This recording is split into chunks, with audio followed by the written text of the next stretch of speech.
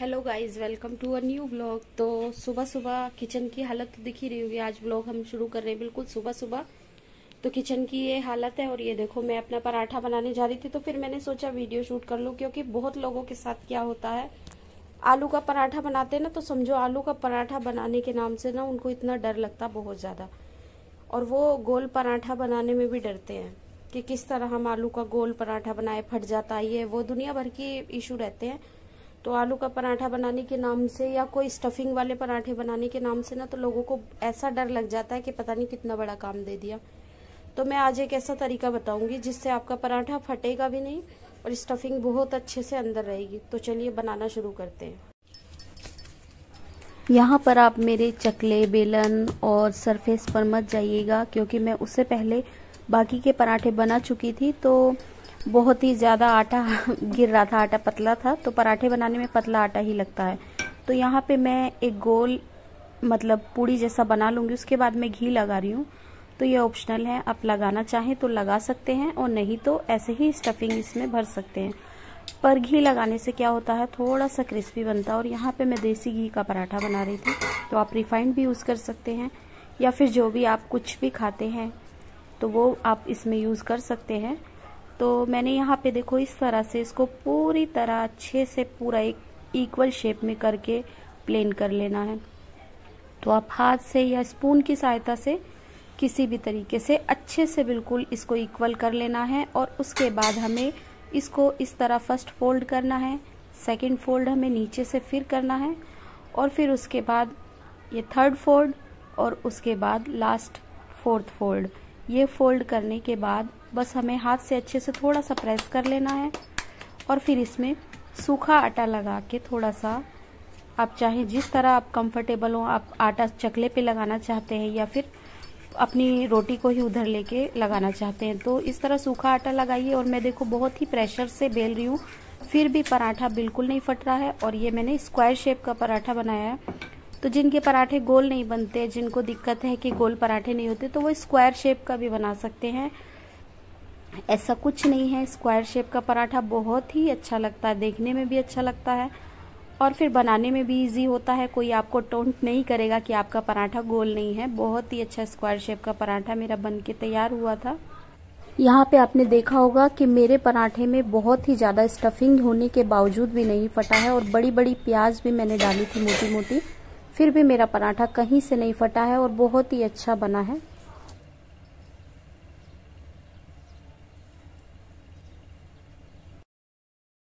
अब जब आपका पराठा एक साइड से सिक जाए तो उसकी साइड चेंज कर दीजिए, और फिर जो भी आपको अच्छा लगता है, बटर, घी, रिफाइंड या फिर मस्टर्ड ऑयल, जो भी कुछ भी अच्छा लगता है वो आप ऊपर से अप्लाई कर सकते हैं।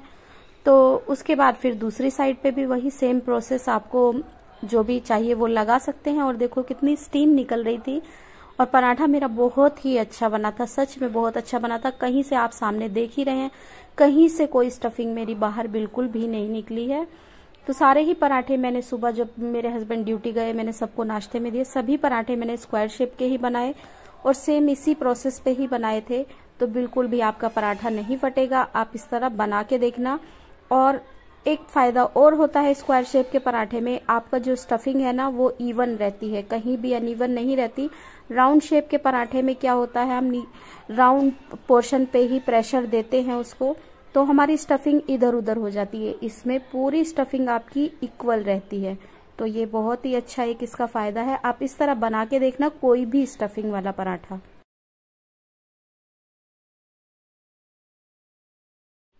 अच्छा, किस किस के साथ ऐसा होता मुझे जरूर बताना। मेरा तो यही का है कि मैं जब भी साफ सफाई करती हूँ, मतलब डेली के रूटीन की जो झाड़ू पोछा करती हूँ ना, तो मैं सब सामान को जो नीचे पॉसिबल है उठा के रखना, उसको बेड के ऊपर चढ़ा के रख देती हूँ। तो ये मेरी बहुत गंदी आदत है। मेरी मम्मी भी इस चीज से बहुत परेशान थी। तो मेरी मम्मी बोलती थी, जिस टाइम शादी से पहले मैं झाड़ू पोछा घर की साफ सफाई करती थी ना, तो मेरी मम्मी बोलती थी तू किसी को नीचे रहने नहीं देती है, सबको घर से बाहर भगा देती है, तब तेरी सफाई होती है। और मैं अभी भी यही करती हूँ। तो मुझे ना अगर कोई घर में ना रहे तो सिर्फ 10 मिनट लगते हैं झाड़ू पोछा लगाने में, बहुत अच्छे से एकदम साफ सुथरा।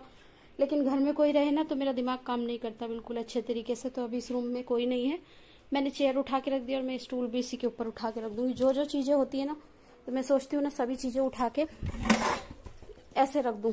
तो किस किस के साथ ऐसा होता है और कौन कौन ऐसा करता है मुझे जरूर कमेंट्स में बताना। ये स्टूल बहुत पुराना है और ये मेरे ससुर की निशानी है, उन्होंने बनाया था अपने हाथों से बड़ी मेहनत से। इसकी कहानी कभी फिर बताऊंगी मैं, क्या कहानी थी और कैसे बनाया इन्होंने।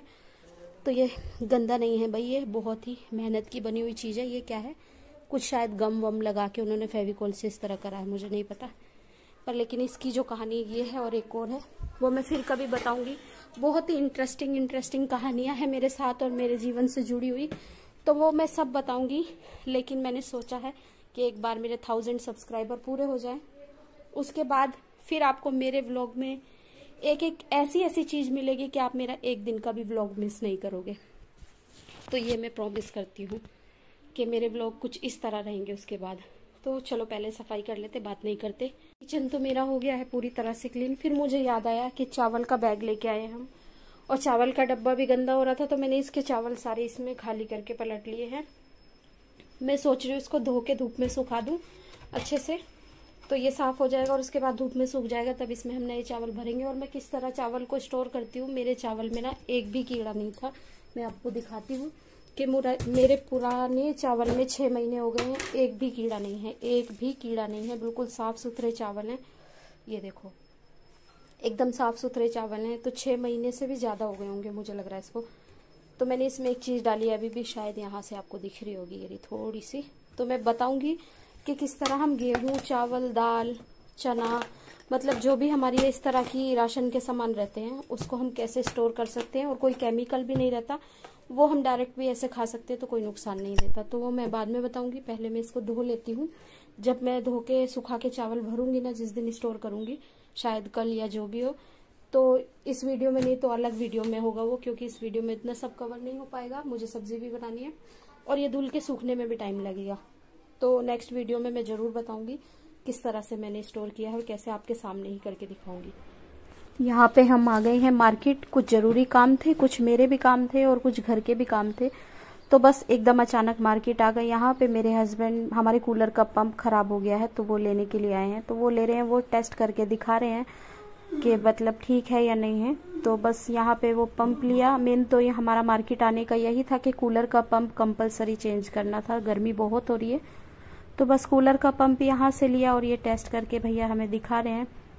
तो मेरे हस्बैंड वही चेक कर रहे थे कि ठीक है या नहीं ठीक है। तो उसके बाद बस डन हो गया था, फिर उसको पेमेंट कर दी थी उन्होंने।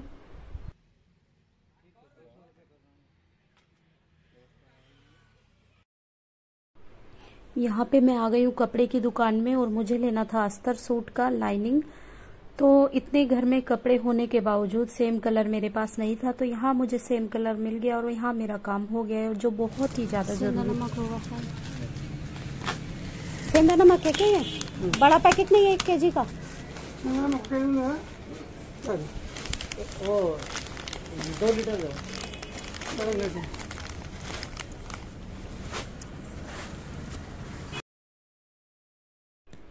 यहाँ पे बस हमारा लास्ट था, तो हमें कुछ सामान चाहिए था राशन का और कुछ जूस वगैरह चाहिए थे, गर्मी आ गई है। तो बस यहाँ से थोड़ा सा सामान लिया और उसके बाद यही हमारा लास्ट था। उसके बाद हम वापस सीधा घर आ गए थे क्योंकि बाहर बहुत ज्यादा धूप। मैंने एक बार बोला था कि मैं अपने मोटू की गर्लफ्रेंड दिखाऊंगी, तो ये है हमारे मोटू की गर्लफ्रेंड और वो रहा हमारा मोटू। दोनों बिल्कुल सेम है, ये दोनों एकदम बिल्कुल सेम है। ये देखो दिखाते हैं। और इन दोनों की आपस में पता नहीं क्या बातें चल रही है। बिल्ली बिल्ली, ये देखो बाबू मोटू। उधर से मोटू को चिढ़ हो रही है, बहुत चिढ़ रहा है मोटू ना, उसको बहुत चिढ़न हो रही है कि मुझे नहीं बुला रहे और इससे बात कर रहे हैं। ये बैठ गई आराम से। मोटू, हमने मोटू को ना नहला दिया है, तो देखो मोटू हमारा अपनी बिल्ली से कितना वाइट दिख रहा है, और फेस तो हमारे मोटू का ही सुंदर है। ये बिल्ली का सुंदर इतना नहीं है। इसको मैंने रोटी डाल दी तो रोटी खा रही है बड़े मजे से। तो हम जो मोटर लेके आए थे, पंप लेके आए थे कूलर का, यहाँ मेरे हस्बैंड आते ही बेचारे उसमें लग गए और उसको चेंज करने में दोनों बाप बेटे लगे थे। तो यहाँ पे आ गई हूँ मैं अपने घर के सभी काम ख़त्म करके, अपनी सारी बाहर की घर की जिम्मेदारियों को पूरा करने के बाद जो टाइम मिलता है उसमें मैं रेस्ट नहीं करके और ये वाले काम करती हूँ।